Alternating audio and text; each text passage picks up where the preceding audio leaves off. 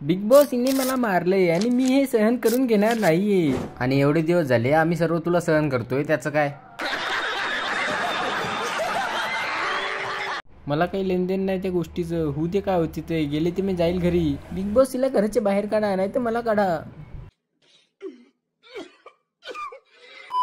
नमस्कार मंडळी, पुन्हा एकदा सहर्ष स्वागत आहे तुमचं आपल्या फिल्मी महाराष्ट्र चॅनल। आजचा व्हिडिओ खूपच इंटरेस्टिंग असणार आहे, त्यामुळे व्हिडिओला एक लाईक नक्की करा।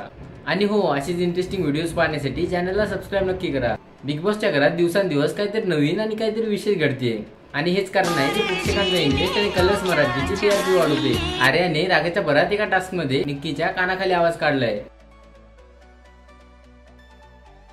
आणि हाच आता एक चर्चेचा विषय बनलाय। आणि बिग बॉस सीझन 5 च्या घरामध्ये कॅप्टनशिपच्या टास्क मध्ये आर्याने जे केले, त्यामुळे बिग बॉसच्या घरातील वातावरण एका क्षणात बदललं आहे। निक्कीने आर्याने मला मारला आहे असं बिग बॉसला सांगून आर्याला शिक्षा देण्याची मागणी केली। आणि आजच्या एपिसोड मध्ये बिग बॉस आर्याला नेमकी कोणती शिक्षा देणार याकडे सर्व प्रेक्षकांचं मन लागलंय। आर्याला तर जेल होणार की रूल मोडल्यामुळे डायरेक्ट घराबाहेर? तुम्हाला याबद्दल काय वाटते आम्हाला कमेंट मध्ये नक्की सांगा। आणि आर्याने जे केलंय ते तुमच्या मते योग्य होतं की अयोग्य, याच्याबद्दल देखील तुमचं मत आम्हाला कमेंट मध्ये नक्की कळवा। बिग बॉस मराठीच्या नवीन प्रोमो मध्ये बिग बॉस म्हणत आहे, घरात आर्या आणि निक्की यांच्यामध्ये निंदनीय घटना घडली। आर्या हिने एक कृत्य करून बिग बॉसचे नियम भंग केले आहेत, त्यामुळे बिग बॉस आर्या यांना शिक्षा ठोठावत आहे। आणि नेमकी कोणती शिक्षा आर्याला होईल हे जाणून घेण्याची सर्व प्रेक्षकांना आतुरता आहे। आणि निक्कीने थेट बिग बॉस कडे आर्याला घरी पाठवण्याची मागणी केली आहे। आर्याची ही भूमिका बरेच प्रेक्षकांना आवडली आहे, पण माझ्या मते तरी आर्याने असं करायला नव्हतं पाहिजे, कारण आता याचे परिणाम आर्यालाच भोगावे लागतील। त्याबद्दल तुमचे काय मत आहे आम्हाला कमेंट बॉक्स मध्ये नक्की सांगा। आणि हो, व्हिडिओ आवडला असेल तर प्लीज एक लाईक आणि एक सबस्क्राईब नक्की करा,